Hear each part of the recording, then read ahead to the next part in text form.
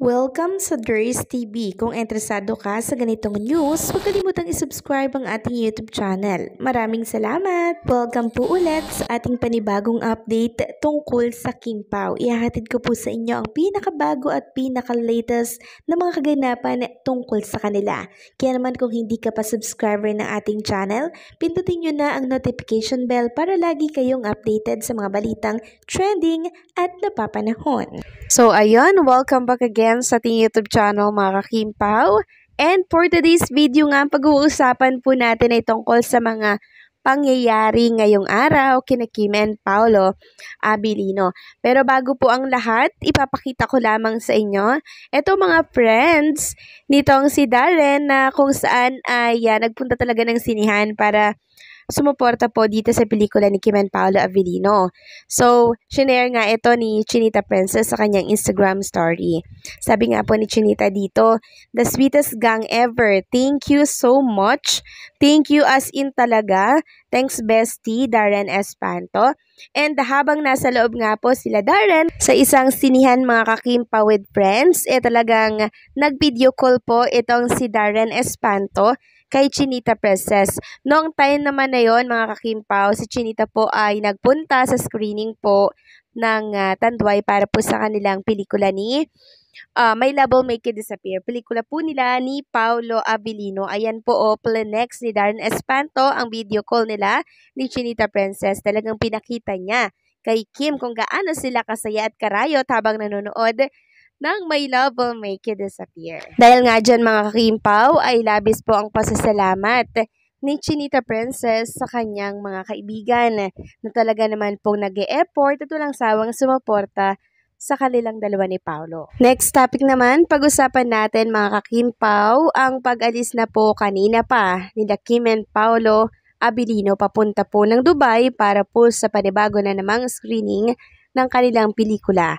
So kung inyo natatandaan sa mga previous update natin na pag-usapan nga natin kahapon na ngayon po ang alis ni Kim and Paolo Abilino. Kaya pinahinga niya po si Paolo ng isang araw at hindi muna pinayagan na makapunta po sa isang screening nila na si Kim lamang ang nagpunta. So eto na po mga ka-Kim Pao. Lumipad na po sila kanina pang umaga, maagang maaga pa mga ka-Kim Pao. Kasi ang flight dito sa NAIA kailangan before ng flight mo, 3 hours andun ka na po sa NAIA. Ganyan po ang panibagong ng management po ng NAIA. Kasi nga po dahil dyan sa mga tanim-tanim na yan, kailangang ma-check lahat, masusing pag-check ng mga bagahe. Grabe yung dating 2 hours, ngayon 3 hours na. Kaya sobrang aga po ni Kim and Paolo Abilino dito po sa airport. So nung last na flight nila mga ka-Kim Pao, diba, papunta pong Los Angeles, California, ay hindi po sila sabay dahil na late itong si Chinita Princess, na traffic siya mga ka-Kim Pao. Pero kanina sa flight nila papuntang Dubai, talaga namang sabay na humarap po dito po sa interview sa kanila kanina ng ABS-CBN. And kung inyong mapapansin mga ka-Kim Pao, balot na naman si Paolo Abilino at bawal pong mahamugan. Baka nga naman kasi magkasakit pa po siya, 'di ba? Kakagaling lang po kasi niya sa sakit, kaya balot na balot. Yung mask din po nila mga Kim Pao, same sila ng mask ni Chinita Princess na nakita ko pong mga video na napanood ko po kanina. Di ko lang na-screenshot mga ka-Kim Pao.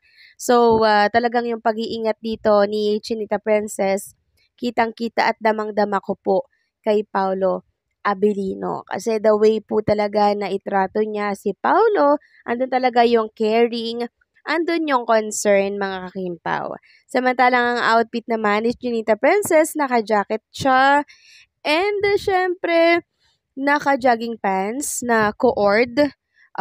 Cord yung kanyang suot na siyang mas lalong bumagay sa kanyang beauty. And napag-alaman nga natin na ito palang suot mga ka-Kim Pao ni Paolo Abilino na jacket ay binigay pala ni Chinita Princess. Sabi kasi ni Blair Hakitumbi, ito pala yung jacket na ibinigay ni Kimi. Nice ha? Bound to Dubai for 11.25. So, ito pala yung jacket na binigay ni Kim Chu.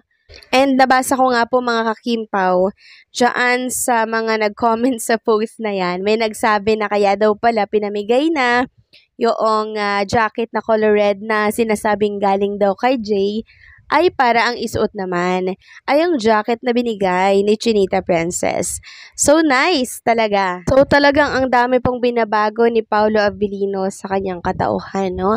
Andiyan na po yung pag-a-adjust ng isa't isa para syempre magkasundo sila ni Kim and Paolo. Then sabi po dito ng nagkomento, kung maipakita naman talaga ng lalaki how much he loves the woman, why not madali magmahal? Basta mahal ka rin. It's a two-way street.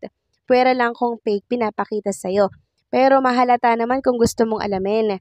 Kahit masakit, it's painful truth, but better painful truth than comforting lies. But I think sa Kim Pao naman, honest at loyal si Pao kay Kim at si Kim naman in love na kay Paolo. Sabi pa ng isa, nakakatuwa lang makita silang sobrang saya, kaya tayo masayang masaya din para sa kanilang dalawa. God bless Kim Pao, sana lagi kayong ganyan masaya at laging magkasama.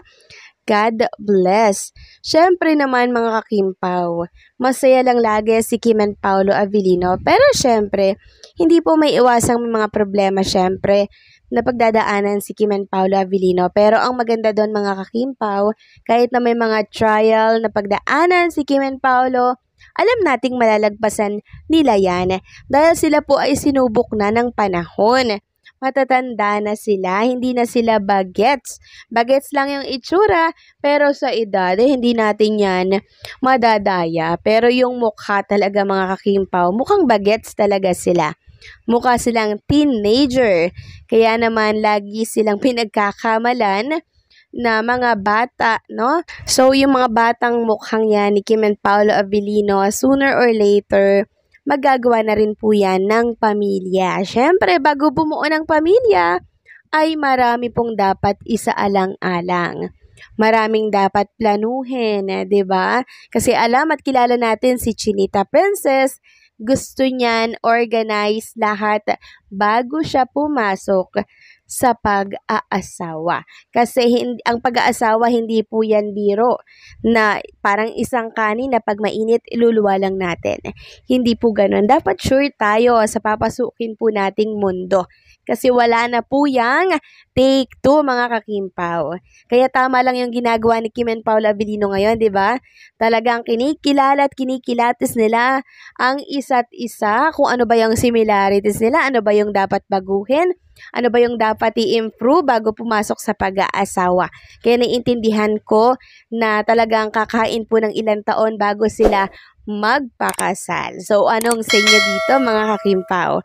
Hanggang dito na lamang po ang update natin. Maraming salamat sa patuloy po na pagsuporta.